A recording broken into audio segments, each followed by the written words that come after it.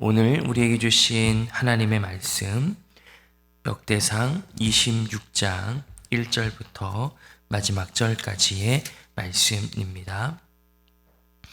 구약성경 역대상 26장 1절부터 32절까지 말씀. 제가 갖고 있는 성경으로는 구약성경 649쪽에 있습니다. 우리 한 절씩 교독하시고 마지막 두 절 말씀은 한 목소리로 함께 읽겠습니다. 고라 자손들의 문지기 반들은 이러하니라. 아삽의 가문 중 고레의 아들 무셀라레마야,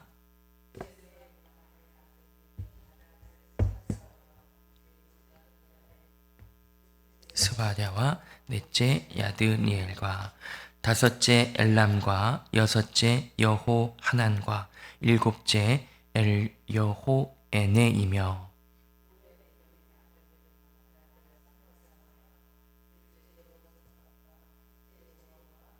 넷째 사갈과 다섯째 느다넬과 여섯째 암미엘과 일곱째 이사갈과 여덟째 부올레데이니 이는 하나님이 오베데돔에게 복을 주셨음이라.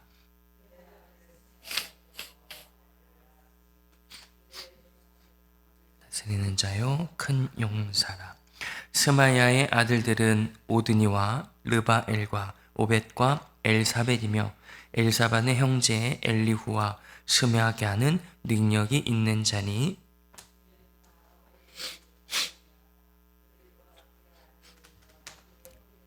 다 능력이 있어 그 직무를 잘하는 자이니 오베데돔에게서 난 자가 62명이며 또 무셀레мя의 아들과 형제 18명은 능력이 있는 자라. 무라리 자손 중 호사에게도 시므리는 본래 맏아들이 아니나 그의 아버지가 장자로 삼았고 둘째는 힐기야요 셋째는 드발리야요 넷째는 스가랴이니 호사의 아들들과 형제들이 13명이더라.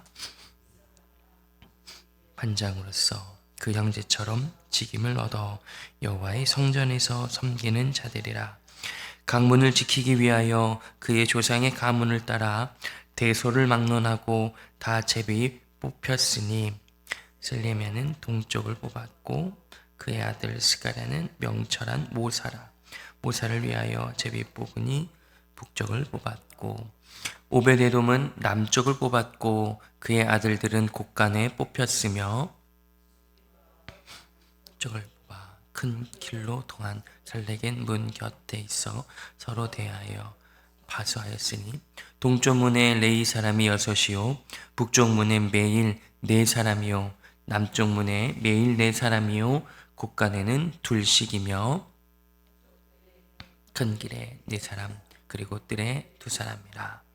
고라와 무라리 자손의 문지기의 직책은 이러하였더라. 레위 사람 중에 아이야는 하나님의 전 곳간과 성물 곳간을 맡았으며 라단의 자손은 곧 라단에게 속한 게르손 사람의 자손이니 게르손 사람 라단에게 속한 가문의 우두머리는 여히엘리라. 여히엘리의 아들들은 스담과 그의 아우 요엘이니 여호와의 성전 곳간을 맡았고 아므란 자손과 이스할 자손과 헤브론 자손과 우시엘 자손 중에 스부엘은 곳간을 맡았고 그의 형제 곧 엘리에셀에서 난 자는 그의 아들 르하랴와 그의 아들 여사야와 그의 아들 요람과 그의 아들 시그리와 그의 아들 슬로못이라. 이 슬로못과 그의 형제는 성문의 모든 곳간을 맡았으니 곧 다윗 왕과 가문의 우두머리와 천부장과 백부장과 군대의 모든 지휘관이 구벌하여 드린 성물이라. 그들이 싸울 때에 노력하여 얻은 물건 중에서 구벌하여 드려 여호와의 성전을 계수한 일과 선견자 사무엘과 기스의 아들 사울과 넬의 아들 아브넬과 요압이 무엇이든지 구별하여 드린 성물은 다 슬로못과 그의 형제의 지휘를 받았더라. 이스라엘 자손 중에 그냐냐와 그의 아들들은 성전 밖에서 이스라엘의 일을 다스리는 관원과 재판관이 되었고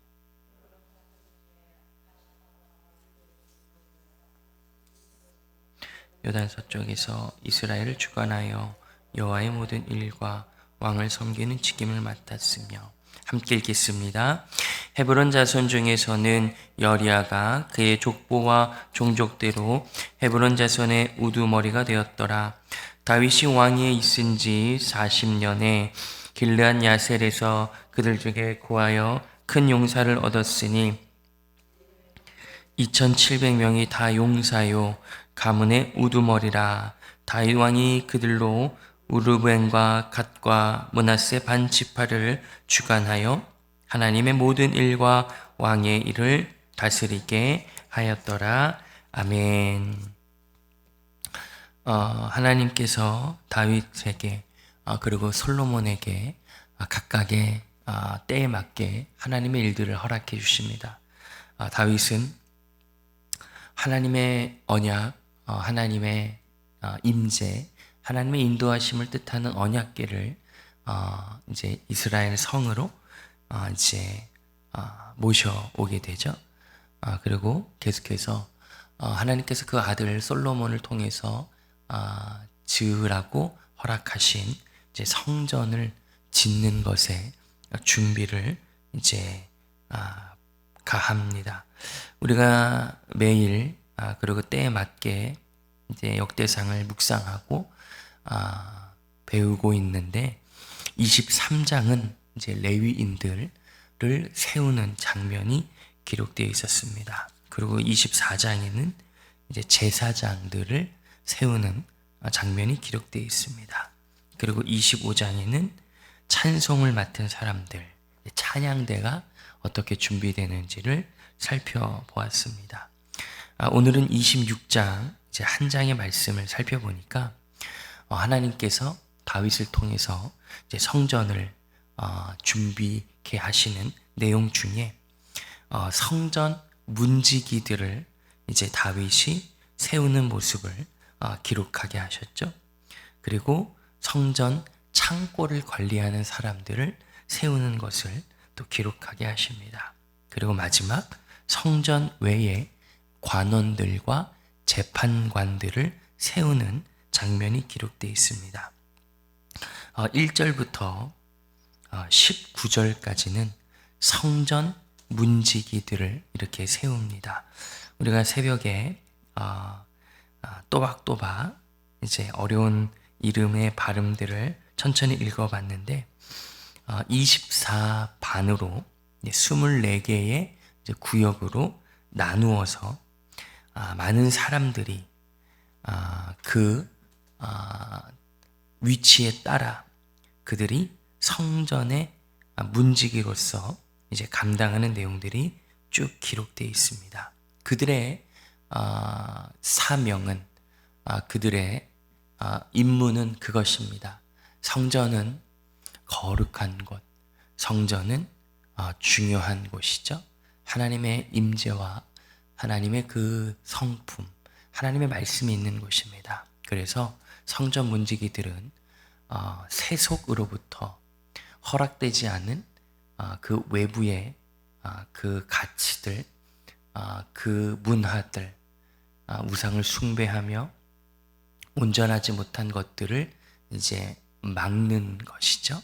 성전을 지키는 임무들이 이제 그들에게 주어집니다. 20절부터 28절까지는 성전 곳간을, 성전 창고를 관리하는 사람들의 이 내용 이름들이 기록되어 있습니다. 성전 창고 혹은 곳간에는 거룩한 예물들 그리고 그릇들이 보관되어져 있습니다. 눈으로 살펴보시면 26절에 다윗 왕과 우두머리, 천부장, 백부장, 군대의 모든 지휘관이 구별하여 드린 성물, 그리고 27절에 전쟁 후에 얻은 물건들을 구별하여 여호와의 성전을 계수한 일가, 이렇게 기록된 것처럼 하나님 앞에 드려지는 그 물건들, 거룩한 물건들, 그리고 전쟁을 통해서 얻은 거룩한 이 성물들, 이런 모든 것들을 이제 성전 창고에 이제 보관하는데 그것들을 관리하는 거죠. 개수를 파악하고 상태를 확인하고 안전하게 지키는 것이 그들의 임무였던 거죠. 29절부터 32절까지는 성전 바깥에서 이제 관원으로서 그리고 재판관으로서 일할 사람들의 이름들이 이제 기록되어 있습니다. 29절에 보면 성전 밖에서 이스라엘의 일을 다스리는 관원과 재판관이 되었다, 이렇게 기록하죠. 그러니까 성전 바깥에서 관원으로서 그리고 재판관으로서 사역을 감당합니다. 성전세를 이제 걷거나 그리고 여러 가지 삶을 살면서 종교적인 문제들이 이제 일어나게 될 겁니다. 그런 문제에 인해서 소송하고 판결하는 이런 내용들을, 행정적인 업무들을 감당했던 사람들의 이름이 기록되어 있습니다. 이 성전에 제사 외에 참 많은 영역들과 그 영역들을 감당하는 사람들이 있었습니다.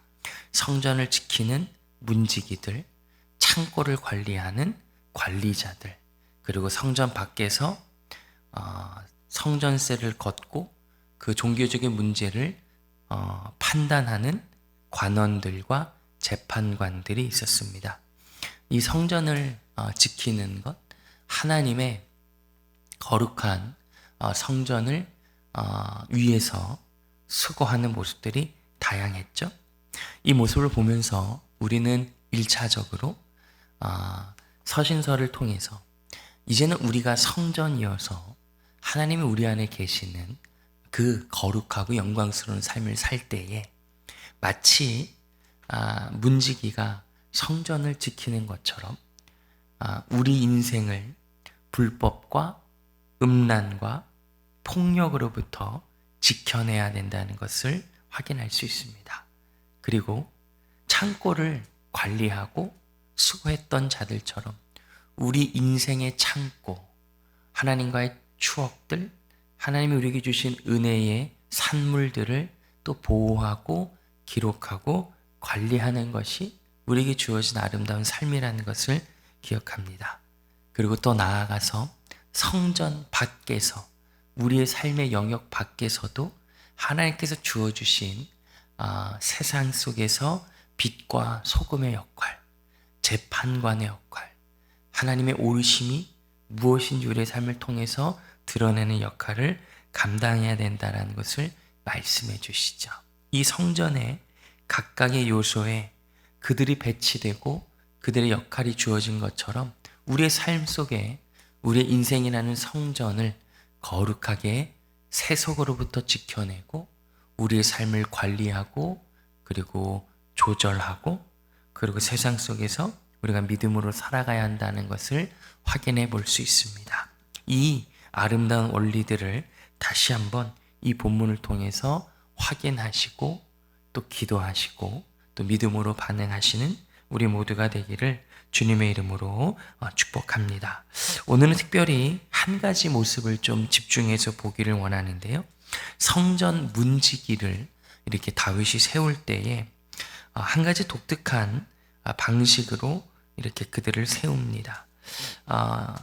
25장 또 24장, 23장에 레위 사람과 제사장들 그리고 차량대를 세울 때도 비슷한 방법으로 그들을 세웠는데 유독 이 성전 문지기를 세울 때는 이 방식을 좀 강력하게 사용합니다. 12절과 13절 함께 한번 읽어보시죠. 12절과 13절입니다. 시작. 이상은 다 문지기의 반장으로서 그 형제처럼 여호와의 성전에서 섬기는 자들이라. 각 문을 지키기 위하여 대소를 막론하고 다 제비 뽑혔으니 아멘. 이 문지기들을 세울 때에 다윗이 한 가지 방법을 사용합니다. 제비를 뽑았다 이렇게 나오죠.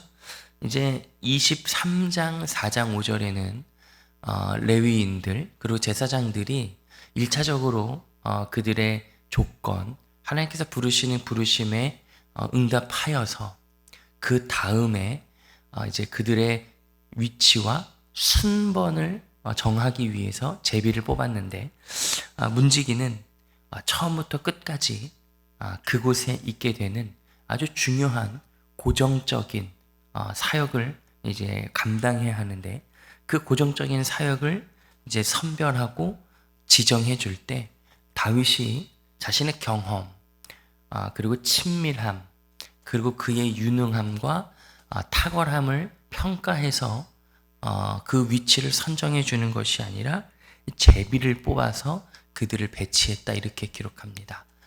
그는 눈이 좋으니까 가장 높은 곳에 위치해야겠다. 그는 발이 빠르니까 가장 먼 곳에 배치해야겠다라고 배치한 것이 아니라 그 모든 배치들을 처음부터 끝까지 제비를 뽑았던 거죠. 하나님, 나의 실력, 나의 경험도 사실 괜찮습니다. 저도 왕으로서 하나님 주신 지혜와 또 경험들이 많아서 충분히 할 수 있습니다 라고 아마 겸손하게 고백할 수 있었을 것입니다. 하지만 다윗은 하나님을 온전히 신뢰하고 그리고 하나님께 전적으로 내어 맡겨드리고 싶었던 거죠. 그래서 24개의 그 지역, 그 사명, 그 곳에 하나님께서 직접 배치해 주시기를 원하는 마음으로 제비를 뽑습니다. 제비를 뽑히면 뭐 이렇다 할 말이 없습니다. 그냥 그곳으로 가는 거죠. 하나님께서 보내신 곳, 하나님께서 세우신 곳에 서게 됩니다. 하나님의 원리다라고 생각되어집니다. 하나님께서 계획하시고 하나님께서 원하시는 곳에 보내셨다면 그곳에 여호와 이레, 하나님께서 준비하신 사역이 있을 것이고 그곳에 여호와 삼마, 하나님께서 거기 계실 것이며 에베네셀, 하나님께서 거기서 도우실 것이라는 것을 믿는 것이죠. 아름다운 모습이다라고 생각됩니다. 우리의 인생을 살 때의 모든 결정들, 선택들을 우리도 제비를 뽑진 않을 것입니다. 일평생 한 번도 제비를 뽑진 않겠죠. 꼭 제비를 뽑아야 한다는 말씀이 아니라 이 가치, 이 정신, 이 원리가 우리의 삶에 적용되어야 된다는 거죠. 우리는 저곳으로 가고 싶을 때가 많죠. 근데 하나님께서 우리는 이리로 보내실 때가 있습니다. 내가 생각해도 내가 더 탁월하고 내가 적합한 곳에 그렇지 않은 분이 계실 때도 있습니다. 하지만 그때에 우리는 이 정신을 기억하는 거죠. 하나님께서 나를 이곳에 세우셨다. 그리고 그를 하나님께서 그곳에 세우셨다라는 거죠. 공격하고 비교하며 우월하거나 위축될 이유가 없죠. 그 가정, 그 배우자의 아내, 그 자녀들의 아버지, 이 시대의 온누리 소망교회의 권사, 목사, 그리고 또 여러 가지 모습들로 우리를 세우셨습니다. 하나님이 보실 때에 가장 적합하다라고 판단하신 거죠. 제비를 뽑아 우리를 모두 각각 하나님의 가장 정확한 정위치로 보내셨습니다. 그때 그 선택을 했다면, 그때 다른 선택을 했다면 지금 내가 이곳에 있지 않을 텐데라고 생각할 수 있습니다. 하지만 그렇게 영적으로 우리에게 유익한 것은 전혀 없습니다. 어서 그런 생각들은 던져버리고 하나님께서 나를 이곳에 보내셨구나 라고 믿음으로 취하는 거죠. 세상은 우리와는 전혀 다른 방식으로 살아갑니다. 예수님께서 십자가에 달리셨을 때 예수님의 옷을 갖기 위해 병사들은 역시 제비를 뽑습니다. 자신의 유익을 위해서, 자신의 욕망을 위해서 모든 것을 사용해서 투쟁하고 전쟁을 치릅니다. 하지만 우리는 우리의 인생을 위해, 우리의 삶을 위해서가 아니라 하나님의 인도하심을 위해 제비를 뽑습니다. 그리고 그곳에 서서 하나님께서 부르시고 보내셨음을 믿기에 성실히 오늘 다윗이 세웠던 성전 문지기들처럼 곡간을 맡은 사람들처럼 그리고 재판관들처럼 그곳에서 꾸준히 성실히 해나갑니다. 그리고 예수님이 복음서에서 아름다운 비유를 말씀해 주셨던 것처럼 무익한 종이 모든 일들을 마친 후에 주인 앞에 서서 이렇게 고백합니다. 네가 참 수고했다. 네가 참 고생했다라고 말씀하신 주인 앞에 주인님, 저는 무익한 종입니다. 저는 주인님의 이 집, 이 영광 앞에 유익한 것을 하나도 더할 수 없는 자입니다.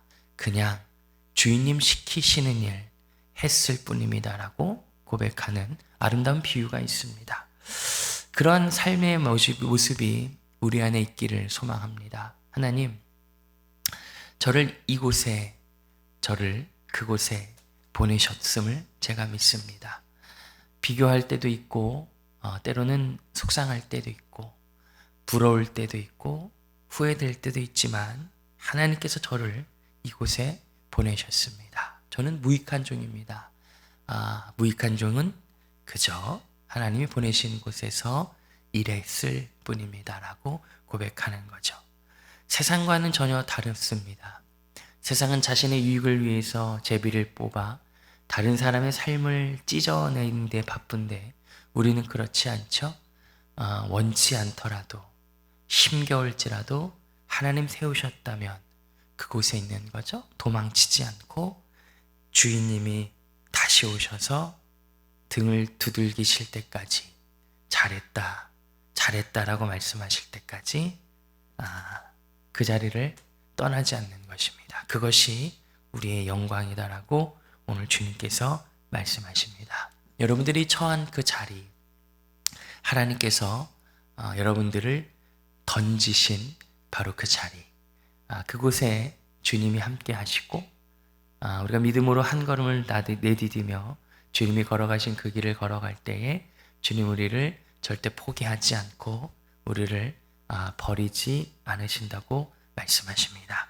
그 말씀을 여러분들 오늘 또 다시 한번 들으시고 여러분들과 저를 우리를 세우신 그 자리에서 하나님의 하나님 되심과 우리의 무익함을 다시 한번 깨달으며 주님 앞에 기도함으로 나아가서 우리가 있는 그 자리가 하나님 보내신 자리임을 기억하여 감격과 믿음의 고백과 성실함으로 오늘 하루를 믿음으로 살아내는 우리 모두가 되기를 주님의 이름으로 축복하고 소망합니다. 아멘. 함께 기도하겠습니다.